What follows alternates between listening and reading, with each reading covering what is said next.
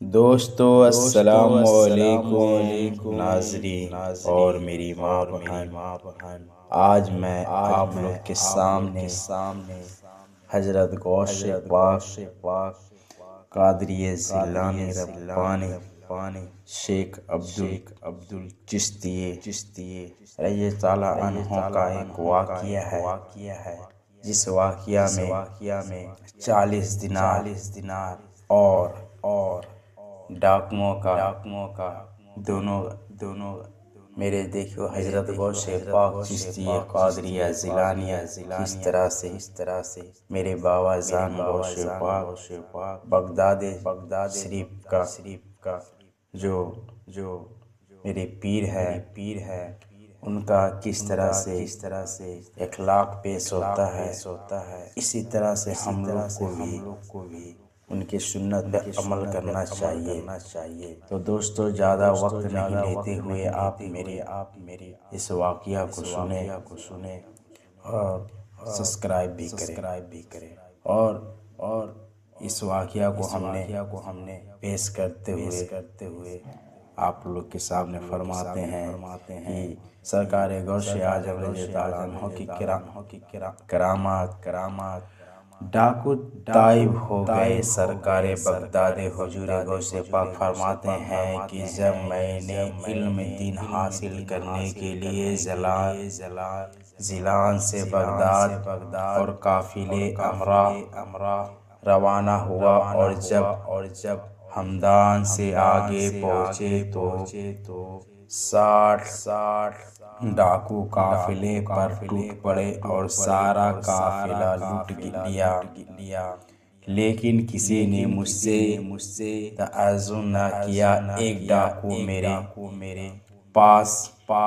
آ کر پوچھنے لگا، اے لڑکے تمہارے پاس بھی کچھ ہے؟ میں نے جواب میں کہا ہاں۔ ڈاکو نے کہا کیا ہے؟ میں نے کہا 40 دینار۔ اس نے پوچھا کہاں ہے؟ میں نے کہا گدی کے نیچے، گدڑی کے نیچے۔ ڈاکو اس راستے گوئی کو مذاق تصور کرتا ہوا چلا گیا۔ اس کے بعد دوسرا ڈاکو آیا اور اس نے بھی کہا اسی طرح کی سوالات کیے اور میں نے یہی جوابات اس کو بھی دیے اور وہ بھی اسی طرح سے مذاق سمجھتے ہوئے چلتا بنا۔ جب سب ڈاکو اپنے سردار کے پاس جمع ہوئے تو انہوں نے اپنے سردار کو میرے بارے میں بتایا تو مجھے وہاں بلا لیا گیا۔ وہ مال کی تقسیم کرنے میں مصروف تھے۔ ڈاکوؤں کا سردار مجھ سے مخاطب ہوا، تمہارے پاس کیا ہے؟ میں نے کہا 40 دینار ہے۔ ڈاکوؤں کے سردار نے ڈاکوؤں کو حکم دیتے ہوئے کہا اس کی تلاشی لو۔ تلاشی لینے پر جب سچائی کا اظہار ہوا تو اس نے تعجب سے سوال کیا، تمہیں سچ بولنے پر کس چیز نے آمادہ کیا؟ میں نے کہا والدی ماجد کی نصیحت نے۔ سردار بولا وہ نصیحت کیا ہے؟ میں نے کہا میرے والدی اور ماں نے مجھے ہمیشہ سچ بولنے کی تلقین فرمائی تھی اور میں نے ان سے وعدہ کیا تھا کہ سچ بولوں گا۔ تو ڈاکوؤں کا سردار رو کر کہنے لگا یہ بچہ اپنا ماں سے کیے ہوئے وعدے سے منحرف نہیں ہوا اور میں نے ساری عمر اپنے رب سے کیے ہوئے وعدے کو خلاف گزار دی ہے۔ اسی وقت ان 60 ڈاکوؤں سمیت میرے ہاتھ پر تائب ہوا اور قافلے کا لوٹا ہوا مال واپس کر دیا۔ نگاہیں ولی میں یہ تصویر دیکھی، بدلتی ہزاروں کو تقدیر دیکھی۔